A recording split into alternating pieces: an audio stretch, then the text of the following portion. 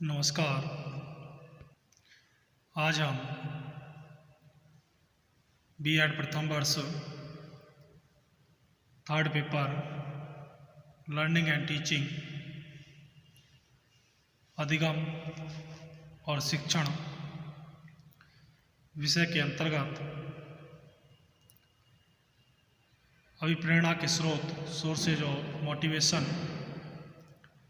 और nature of motivation, अभिप्रेरणा की प्रकृति के बारे में अध्ययन करेंगे। सबसे पहले जानते हैं नेचर ऑफ मोटिवेशन। अभिप्रेरणा प्रक्रिया और परिणाम, प्रोसेस एंड प्रोडक्ट दोनों हैं। प्रक्रिया रूप में अभिप्रेरणा व्यक्ति के अंदर एक ऐसी शक्ति अथवा ऊर्जा उत्पन्न करने की प्रक्रिया है जो व्यक्ति को किसी उद्देश्य की प्राप्ति हेतु कार्य विशेष करने की ओर प्रवृत्त करती है। और परिणाम रूप में यह वह आंतरिक शक्ति या ऊर्जा है जो व्यक्ति को किसी उद्देश्य की प्राप्ति हेतु कार्य विशेष करने की ओर प्रवृत्त करती है। अभिप्रेरणा का जन्म किसी न किसी आवश्यकता या नीड से होता है। अभिप्रेरणा एक प्रबल भावात्मक उत्तेजना की स्थिति होती है जिसके कारण व्यक्ति में मनोवैज्ञानिक तनाव, साइकोलॉजिकल टेंशन उत्पन्न होता है, जिसे कम करने के लिए वह क्रियाशील होता है। अभिप्रेरणा व्यक्ति को तब तक क्रियाशील रखती है जब तक कि उद्देश्य की प्राप्ति नहीं हो जाती है। अभिप्रेरणा व्यक्ति को रुचि के अभाव में भी क्रियाशील रखती है। जैसे यदि कोई छात्र इंजीनियर बनने के लिए अभिप्रेरित हो और उसकी गणित में रुचि ना हो तो भी वह गणित की समस्याओं को हल करने में क्रियाशील रहेगा। वह धीरे धीरे उसकी रुचि भी जागृत हो जाती है। अभिप्रेरणा को उत्पन्न करने वाले कारकों को मनोवैज्ञानिक भाषा में अभिप्रेरक या मोटिव्स कहते हैं। अभिप्रेरकों को सामान्यतः दो वर्गों में विभाजित किया गया: आंतरिक इंटरनल और एक्सटर्नल बाह्य। व्यक्ति चाहे आंतरिक अभिप्रेरकों से अभिप्रेरित हो चाहे बाह्य अभिप्रेरकों से, इनसे उत्पन्न अभिप्रेरणा सदैव आंतरिक होती है। अब बात करते हैं अभिप्रेरणा के स्रोत, सोर्सेज ऑफ मोटिवेशन। अभिप्रेरणा किसी आवश्यकता से प्रारंभ होती है और उद्देश्य प्राप्ति के बाद समाप्त हो जाती है। इसमें अंतर्नोद और प्रोत्साहन की भी अपनी ही भूमिका होती है। इसीलिए अभिप्रेरणा के जो स्रोत हैं उसमें सबसे पहले आवश्यकता या नीड्स आता है। आवश्यकता या नीड्स प्राणी में किसी कमी, डिफिशियंसी की पूर्ति का द्योतक होती है। जैसे प्राणी के शरीर में पानी की कमी के लिए पानी की आवश्यकता का अनुभव होना। मनुष्य की आवश्यकताओं को सामान्यतः हम दो वर्गों में विभाजित कर सकते हैं: शारीरिक फिजिकल और जैविक बायोलॉजिकल।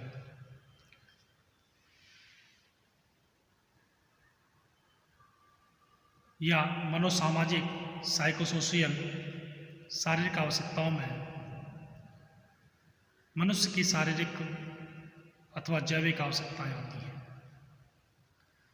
जैसे भोजन, जल, वायु व मलमूत्र विसर्जन आदि और मनोसामाजिक आवश्यकताओं में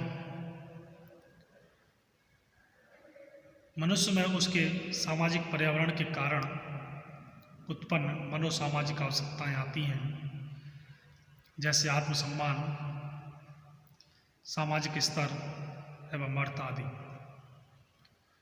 ये आवश्यकताएं मनुष्य में तनाव या टेंशन उत्पन्न करती हैं और वह इनकी पूर्ति के लिए क्रियाशील हो जाता है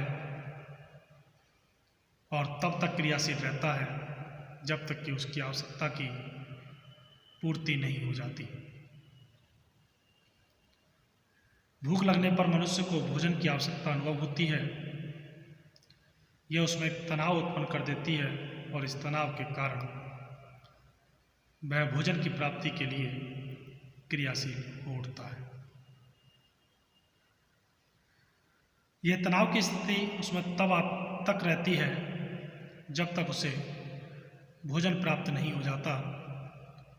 बोरिंग लैंगफेल्ड ने आवश्यकता की परिभाषा देते हुए कहा है कि आवश्यकता प्राणी के अंदर का वह तनाव है जो उसे उद्देश्य से लक्षित निश्चित प्रोत्साहनों की ओर प्रवृत्त करता है और उनकी प्राप्ति हेतु क्रियाओं को उत्पन्न करता है। A need is a tension within an organism which tends to organize. The field of organism with respect to content, incentives of goals and to initiate activity directed toward their attainment. अब बात करते हैं हम अंतर्नोद या चालक या drive की। आवश्यकता प्राणी के अंदर तनाव पैदा करती है। ये तनाव जिस रूप में अनुभव किया जाता है उसे अंतर्नोद अथवा चालक या ड्राइव कहते हैं। जैसे भोजन की आवश्यकता होने पर भूख लगना और पानी की आवश्यकता होने पर प्यास लगना आदि। ये चालक आवश्यकताओं की पूर्ति हेतु प्राणी को क्रियाशील करते हैं। जैसे भूख लगने पर भोजन की तलाश करना और प्यास लगने पर पानी प्राप्त करने के लिए प्रयत्न करना। शेफर व अन्य के अनुसार अंतर्नोद या चालक वह शक्तिशाली एवं सतत उद्दीपक है जो किसी समायोजन की अनुक्रिया की मांग करता है। A drive is a strong and persistent stimulus that demands an adjective response. तीसरा जो स्रोत है वो आता है प्रोत्साहन, इंसेंटिव। प्रोत्साहन को उद्दीपन या स्टिमुलस भी कहते हैं। प्रोत्साहन बाह्य वातावरण से प्राप्त होने वाली वह वस्तु है जो प्राणी की आवश्यकता की पूर्ति कर आवश्यकता के कारण उत्पन्न अंतर्नोद या चालक या ड्राइव को शांत करती है। जैसे भूख की पूर्ति के लिए भोजन भूख प्रेरक को शांत करने के संदर्भ में प्रोत्साहन है। इसी प्रकार काम चालक सेक्स ड्राइव का उद्दीपन प्रोत्साहन है। दूसरे लिंग का व्यक्ति क्योंकि उसी से चालक संतुष्ट होता है, अतः बोरिंग लैंगफील्ड एंड बील्ड के शब्दों में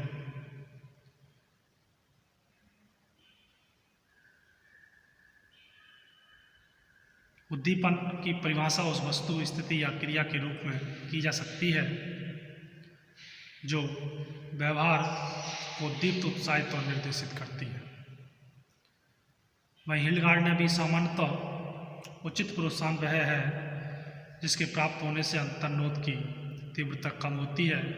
in general and appropriate incentive is that which reduce the intensity of A drive. अगला है प्रेरक। प्रेरक या मोटिव्स। प्रेरक अति व्यापक शब्द है।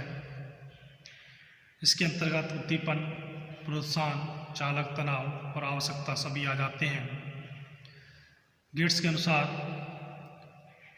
Motives take a variety of forms and are designed by many different terms such as needs, desire, tensions, set, determining tendencies, attitudes, interests, persisting stimuli and so on। अर्थात आवश्यकताएं प्रेरकों के विभिन्न स्वरूप हैं और इनको विभिन्न नामों से पुकारा जाता है, जैसे आवश्यकताएं, इच्छाएं, तनाव, स्वाभाविक स्थितियाँ, निर्धारित प्रवृत्तियाँ, अभिवृत्तियाँ, रुचियाँ और स्थायी उद्दीपक आदि। प्रेरक क्या है, इस संबंध में विद्वानों में पर्याप्त मतभेद है। कुछ इसको जन्मजात तो कुछ अर्जित शक्तियाँ मानते हैं। कुछ इसको व्यक्ति की शारीरिक और मनोवैज्ञानिक दशाएं मानते हैं और कुछ इनको निश्चित दिशाओं में कार्य करने की प्रवृत्तियाँ मानते हैं। पर सभी विद्वान इस बात से सहमत है कि प्रेरक व्यक्ति को विशेष प्रकार की क्रियाओं या व्यवहार करने के लिए उत्तेजित करते हैं। वास्तव में प्रेरक ही व्यक्ति को उद्देश्यों की प्राप्ति की ओर ले जाते हैं। धन्यवाद।